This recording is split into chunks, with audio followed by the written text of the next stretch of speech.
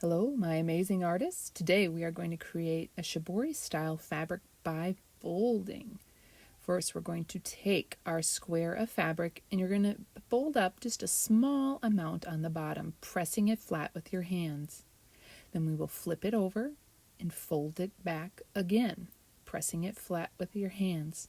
Flip it over and fold again, pressing it flat with your hands. What we are doing is creating like a zigzag line on the side by folding it back and forth, back and forth, back and forth. So continue to flip it over, fold it, press flat with your hands until you have done the entire piece of fabric. Next, we're going to take our hand and karate chop it in half.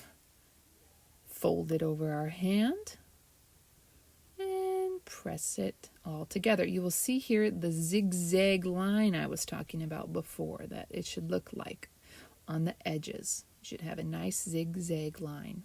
All right, now we're going to secure it with some rubber bands. So we have our little stack of fabric here. You're going to take your rubber band. We're going to put 2 rubber bands on here. Pull it out, twist it into an 8. Whoops. Twist it into an 8. And then put the second section onto your fabric.